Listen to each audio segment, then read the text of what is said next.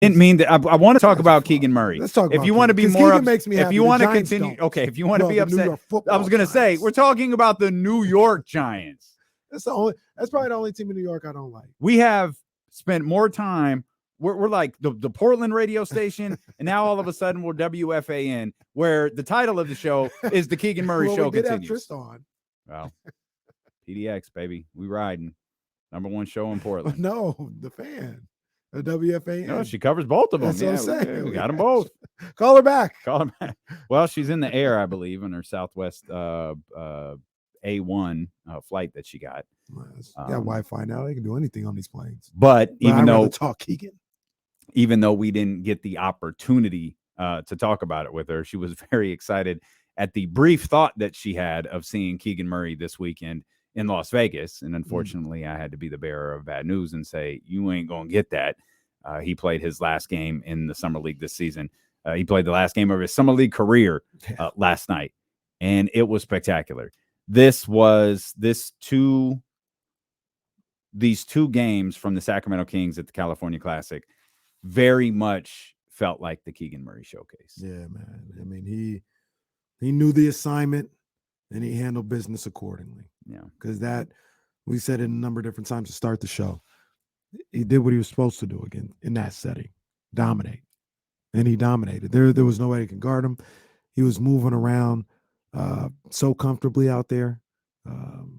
I loved seeing what his game is turning into. At least it feels like what his game is turning into out there in those two games at the California Classic. So go ahead. Anything look different? Was he, we joked at the beginning, or I joked at the beginning, this didn't feel fair.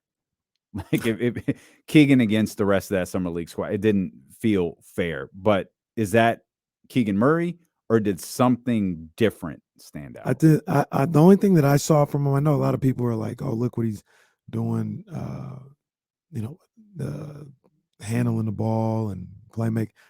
I just felt it was the confidence. It was the confidence that he had and being sure of himself. I thought his game looked the same. Like, I didn't think he didn't have a new wiggle or new bounce to him or nothing like that. Mm-hmm. He was just sure of himself. He was like, these guys out here, I'm about to kill these boys. And he just went to work. And I hope that carries into the regular season. It should. And seeing him out there, though, had me thinking about what could be. When you combine what Luke Loutz brought up the other day, when he said, one of the scouts said that his year 1 to year leap reminded him of what Kawhi did. You talk about that, you actually see the way he played in those two games. And then I always think back to how people were saying he was like Chris Middleton coming out of the draft. There's more so Kings people saying that, but they saw Middleton. I was just thinking about all of that, and I was like, the Middleton thing got a little more clear. It got a little more clear. I admit, for all those people who said that, I was one of, he ain't Middleton. Yeah. He ain't Middleton. He's not that. It's getting clearer by the day. As the season went along, I saw a little bit of it if I squinted. And then, I can open glasses. I do need glasses. Definitely need glasses. But now I can open my eyes and like I said, I can see it. And it made me wonder, what could this second and even third year leap be for Keegan Murray? It could get crazy. Okay. It really could get crazy. You've been teasing this most of the day. So I'll ask. Yeah. How crazy? Nobody knows. It's too early to tell, as Luke Walton once said. Was that Bill Walton? Bill Walton. I said Luke Walton.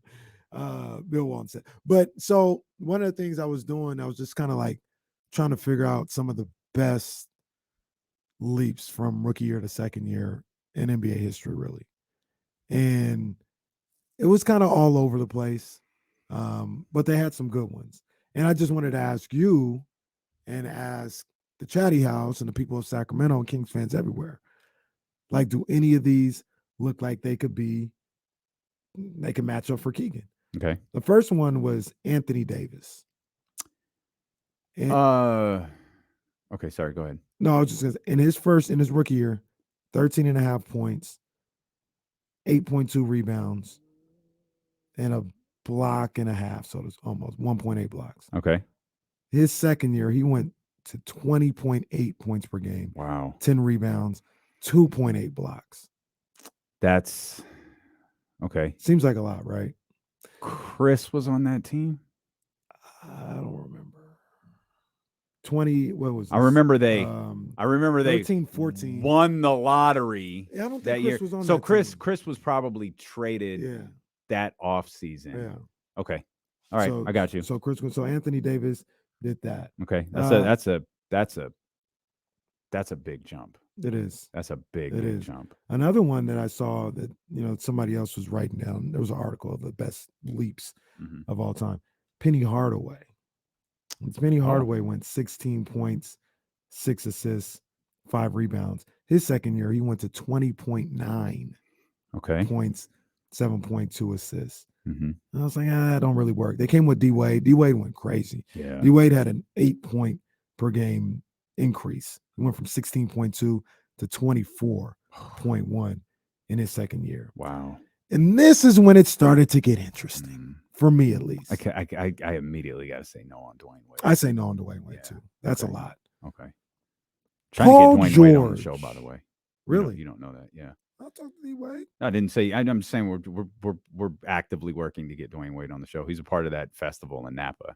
I got an email about it yesterday. I was like, yeah, we need to do this. Yeah. Let's do this. It's one of the greatest shooting guards of all time. We need to be at the festival.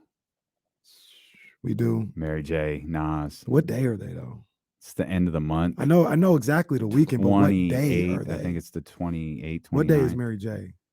I think she's night. I think she is. Prince Crawford. Lord have mercy. Let me look. Well, continue. I will look. But here's where it got interesting for me. Paul George. Now we look at Paul George as how he is today. Paul George in his first, I had to really go 3 seasons with Paul George. His rookie year, he started 7.8 points per game. Second year, he jumped to 12.1. And not till the third year did he get to who's this dude? 17.4 points per game. Third year, okay. That Paul George one interests me a lot. I was like, man, I wonder if this could happen. I'm going to tell you one of the reasons why. And this is what I found for Keegan. The field goal attempts changed for Paul George from year 2 to 3. It went from 9.7 in year 2 to 14.9 in year 3. And I look at Keegan, and Keegan was somewhere around the same. Keegan was 9.8 field goal attempts a night. Can he get to 14 or 15 shot attempts a night next year? What did you say it was? 9? 9.8. Because I feel like that's the key. I think we've never seen him be a bad shooter. Not in college, not in summer league, not in the NBA. He was, I have it in front of us right here. He was 45% from the field, 41% from 3. I really believe that's going to continue. That's who he is. He's a hell of a shooter. Even with the volume going up? Even with the volume going up. I don't see it going down. Can he get to 50? Because I don't think, and especially in this offense, I don't think he's going to get a lot of wide open shots. He's going to get a lot of shots in rhythm. And I also think he'll get to the line more too. Okay, so, that's a big one, especially after what we saw over the last couple of days. Right. So if he can get to 14 shot attempts a night, can he get to 17 points per game? I think 14 up from 9, 5 more. Yeah. I think he can. I don't have a problem. And I think that's far-fetched at all. I think the Kings are going to use him that way as well. And then I also went to the Chris Middleton thing. And Chris Middleton took 4 years to get to where we were at. He started off as a rookie, didn't really play that much. He played 27 games, 6.1. The next year he played a lot with Milwaukee, played all 82 games, 12.1. The following year, 13.4, And then he took the leap from 13.4 to 18.2. But a lot of these guys, Paul George, Chris Middleton, I'll even looked at Franz Wagner, Desmond Baines in there. The key is the shot attempts. Their percentages stay about the same, but the opportunities go to another level. And I think with Keegan, if the opportunities go up, I think that's all he needs. Did you say AD's? Did you mention AD's shot increase? AD, I didn't mention. Let's see what he is. AD went, and there was an increase. He went from 10 attempts a game to 15. Okay.